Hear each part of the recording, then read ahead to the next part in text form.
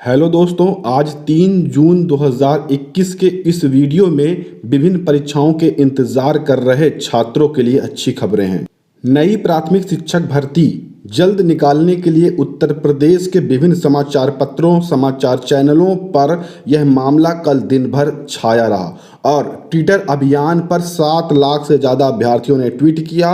वहीं पर प्राथमिक शिक्षक भर्ती विज्ञापन जारी करने की मांग को लेकर संगम तट पर बाल मुंडवाकर बहुत सारे अभ्यर्थियों ने यहाँ पर विरोध भी अपना दर्ज किया। और सोशल मीडिया पर कल युवा मंच काला दिवस करके एक अभियान चलाया गया था, हैशटैग ब्लैक डे करके। वो बहुत ही ज़्यादा सफल रहा। उसमें 7 लाख से ज़्यादा बेरोजगारों ने ट्वीट किया, जिसका जो नंबर 1 पर ट्विटर पर कल वो ट्रेंड भी किया और इससे सरकार पर दबाव बना, क्योंकि 10 लाख प्रशिक्षित स्नातकों ने नई भर्ती के लिए शुरू किया प्रदेश सरकार के खिलाफ अभियान है। 10 लाख प्रशिक्षित बैठे हैं जिन्हें रोजगार चाहिए और इस बार यूपीटीटी में 10 लाख से ज़्यादा अभ्यर्थी आवेदन भी करेंगे जो यूपीटीटी होगा उसमें, क्योंकि इतनी और छात्र जो हैं वो पास करना चाहते हैं और इतने पास बैठे हैं, यानी कि काफ़ी ज़्यादा संख्या रहने वाली है नई शिक्षक भर्ती में। अभ्यर्थियों की केवल एक मांग है कि पिछले 2 वर्षों ने सरकार ने किसी भी प्रकार के प्राथमिक विद्यालयों में शिक्षक भर्ती की घोषणा नहीं की है। कुल मिलाकर यहाँ पर 97,000 प्राथमिक शिक्षकों की भर्ती का जो विज्ञापन है उसकी घोषणा उत्तर प्रदेश सरकार कर दे, इस धरने को समाप्त कर दिया जाएगा। यूपीटीटी 2021 परीक्षा तारीख को लेकर बड़ी घोषणा हुई है। परीक्षा नियामक प्राधिकारी सचिव ने शासन को भेजा प्रस्ताव। कोरोना संक्रमण की वजह से 11 मई को रोका गया था विज्ञापन, लेकिन अब अच्छी खबर है यूपीटीटी 2021 के जितने भी छात्र प्रतीक्षा कर रहे हैं, क्योंकि 15 से आवेदन लेने की लगभग तैयारी यहाँ पर पूरी हो चुकी है। मैंने पहले भी आपको सूचना दी थी कि जून में आवेदन लिए जाएंगे। पूरी अपडेट देख लें। उत्तर प्रदेश शिक्षक पात्रता परीक्षा 2020 के लिए ऑनलाइन आवेदन 15 जून के आसपास से शुरू होने की तैयारियां यहाँ पर कर ली गई हैं। परीक्षा नियामक प्राधिकारी सचिव उत्तर प्रदेश प्रयागराज ने शासन को इस संबंध में प्रस्ताव भी भेज दिया है। अब शासन की अंतिम मोहर लगने का इंतजार है और उसके तुरंत बाद यहाँ पर समय सारणी जारी कर दी जाएगी और ऑनलाइन आवेदन लिए जाएंगे। हालांकि अभी जो लिखित परीक्षा है उस पर कोई तय तिथि नहीं है, लेकिन हम आपको बता दें ये जो परीक्षा है ये अगस्त लास्ट या सितंबर फर्स्ट में ही होगी और यही तारीखें आगे चल के घोषित होने वाली हैं। सचिव अनिल भूषण चतुर्वेदी ने बताया कि वे यूपीटीटी 2020 का विज्ञापन व आवेदन लेने की प्रक्रिया शुरू करने का प्रस्ताव भेज चुके हैं। ज्ञात हो इस वर्ष परीक्षा के लिए आवेदकों की जो तादाद है करीब 10 लाख के आसपास यहाँ पर बताई जा रही है, यानी उच्च प्राथमिक और प्राथमिक स्तर दोनों की परीक्षाएं एक ही दिन में होनी है। उसके आधार पर 10 लाख से ज़्यादा छात्र इस परीक्षा में बैठने वाले हैं। तो अच्छी खबर है, जल्द ही यूपीटीटी की परीक्षा की जो तारीखें उन पर भी घोषणा हो जाएगी। दूसरी अच्छी खबर निकल कर आ रही है, जून के मध्य तक जारी हो सकता है आयोग का परीक्षा कैलेंडर। जी हां, कोरोना संक्रमण का प्रभाव कम होने लगा है। बदली परिस्थितियों में उत्तर प्रदेश लोक सेवा आयोग यानी यूपीपीएससी ने अपने कार्य को गति देना शुरू कर दिया है। मौजूदा समय आयोग में संशोधित परीक्षा कैलेंडर पर मंथन कर रहा है। सारी जो तिथियां हैं उन्हें दोबारा से रीचेक किया जा रहा है। सारी स्थिति दुरुस्त करके जून के मध्य में जो संशोधित परीक्षा कैलेंडर है वो जारी करने की तैयारियां हैं। उम्मीद है आज भी ये कैलेंडर जारी होने की पूरी उम्मीद थी और हो भी सकता है कि जारी हो, लेकिन यहाँ पर जैसी कि सूचना मिल रही है कि जून के मध्य में यानी कि 10 से 15 जून के बीच में ये कैलेंडर आएगा। स्थगित परीक्षाओं को अगस्त से अक्टूबर के बीच में कराने का यहाँ पर प्रस्ताव भेजा गया है, चाहे वो आरओ की परीक्षा हो या प्री की परीक्षा हो। सभी मैंने पहले ही आपको सूचना दिया है कि अगस्त से अक्टूबर के बीच में ही इन तारीखों में ये परीक्षाएं कराई जाएंगी। और वो परीक्षा जैसे कि राजकीय डिग्री कॉलेज परीक्षा 2020, प्रधानाचार्य श्रेणी, प्रधानाचार्य सहायक निदेशक स्क्रीनिंग परीक्षा, सम्मिलित राज्य कृषि सेवा परीक्षा, सम्मिलित राज्य प्रवर अधीनस्थ सेवा परीक्षा, सहायक वन संरक्षक क्षेत्रीय वन अधिकारी परीक्षा और राजकीय इंटर कॉलेज परीक्षा, ये सभी की जो नई तारीखें हैं अगस्त से अक्टूबर के बीच में आपको देखने को मिल जाएंगी। अगर अभी तक आपने इस वीडियो को लाइक और शेयर नहीं किया है तो कर लीजिए। चैनल को सब्सक्राइब करना बिल्कुल मत भूलिएगा।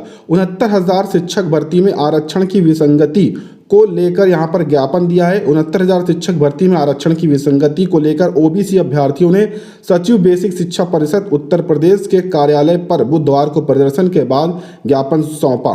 अभ्यर्थियों ने कहा कि 69,000 शिक्षक भर्ती में 1,46,060 अभ्यर्थी सफल घोषित हुए।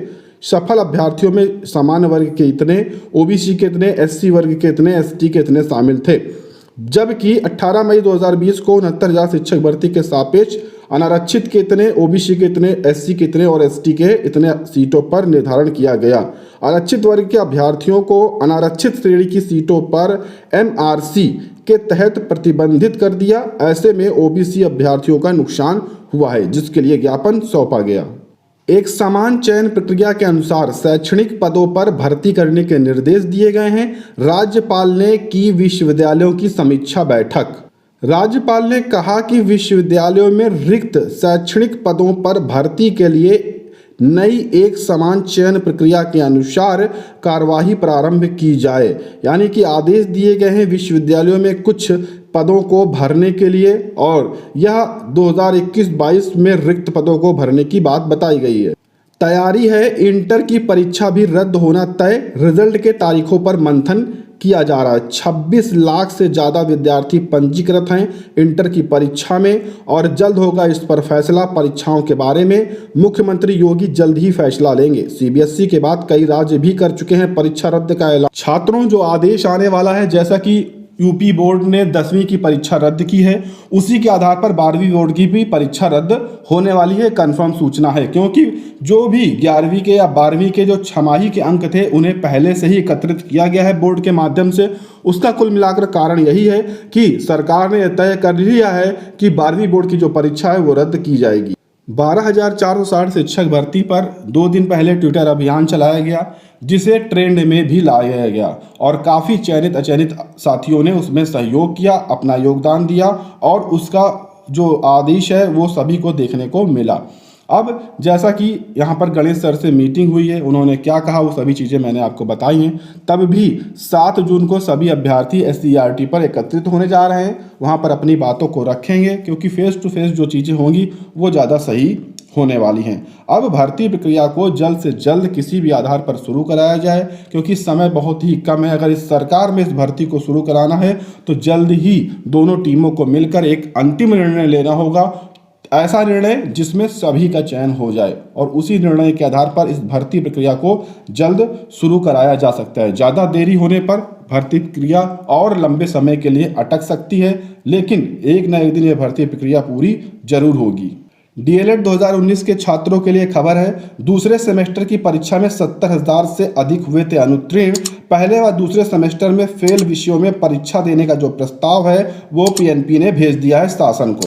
उन्होंने कहा है कि औसत अंक में अनुत्तीर्ण होने वालों को देनी पड़ेगी परीक्षा, इम्तिहान देकर करना होगा यहाँ पर पास। परीक्षा संस्था ने निदेशक को भेजा है प्रस्ताव, और जो प्रशिक्षु दूसरे सेमेस्टर में अनुत्तीर्ण और औसत अंक मिलने पर भी उत्तीर्ण नहीं हो पा रहे हैं, उन्हें पहले सेमेस्टर की परीक्षा और दूसरे सेमेस्टर में फेल होने वाले विषयों का इम्तिहान देकर पास करना होगा, तब वे तीसरे सेमेस्टर में जा सकेंगे।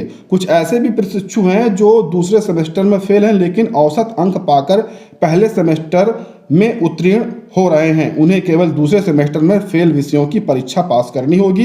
अब निर्देश मिलने के बाद जो आगे का आदेश है वो जारी किया जाएगा। सीबीएसई के द्वारा पूर्ण निर्णय लिया जा चुका है कि 10वीं और 12वीं के जो अभ्यर्थी हैं, छात्र हैं, उनको प्रमोट किया जाएगा। जैसे कि सूचनाएं प्राप्त हो रही हैं कि जल्द ही उसके प्रैक्टिकल के अंक, साथ में जो उनका मूल्यांकन है उस पर कार्य शुरू कर दिया गया है, और उम्मीद है, जैसे कि यहाँ पर अगर सूचनाएं मिल रही हैं कि जुलाई के मीडियम में यानी मिडिल में लगभग सूत्रों के मुताबिक सूचना है कि इसका जो परिणाम है अलग अलग जारी किया जाएगा। 10वीं का परिणाम अलग और 12वीं का परिणाम इस बार अलग जारी किया जाएगा, और 15 जून के यहाँ बाद यानी इस पर पूरा कार्य तेजी से किया जाएगा, और 15 जुलाई से 30 जुलाई के बीच में हाई स्कूल और 12वीं दोनों के परिणाम घोषित किए जाएंगे। इसी तरह से यूपी बोर्ड में जो परिणाम है वो भी जुलाई के आसपास घोषित किए जाने की घोषणा हो सकती है।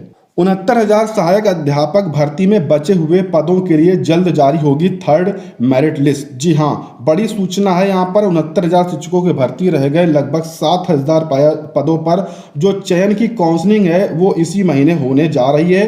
तो सभी इंतजार कर रहे अभ्यर्थियों के लिए अच्छी खबर है। हम आपको यहाँ पर बता दें कि 7,000 खाली पदों पर यह काउंसलिंग होगी, कराई जाएगी, ऐसी सूचनाएं यहाँ पर बताई जा रही हैं। और साथ में जो बड़ी घोषणा यहाँ पर देखने को मिली है वो ये देखिए कि यहाँ पर 5 तारीख यानी 5 जून के बाद कभी भी लिस्ट और जियो दोनों चीज़ें यहाँ पर जारी किया जा सकता है। कभी भी 5 जून के बाद कभी भी ये लिस्ट आ सकती है, हो सकता है 5 जून को ही आ जाए। और 15 जून से काउंसलिंग प्रक्रिया शुरू करा दी जाएगी, क्योंकि 15 जून के बाद विद्यालयों के खुलने का भी निर्णय है। तो 15 जून से काउंसलिंग प्रक्रिया शुरू करा दी जाएगी और उसके बाद समस्त अध्यापकों को अपने विद्यालयों में चयन करवा दिया जाएगा, यानी नियुक्ति करा दी जाएगी। तो अच्छी खबर है, 69,000 में तृतीय काउंसलिंग का इंतजार कर रहे अभ्यर्थियों के लिए। तो ये आज की महत्वपूर्ण सूचनाएं थी, उम्मीद आपको पसंद आई होंगी। ऐसी सूचनाओं के लिए वीडियो को लाइक, शेयर और चैनल को सब्सक्राइब करें।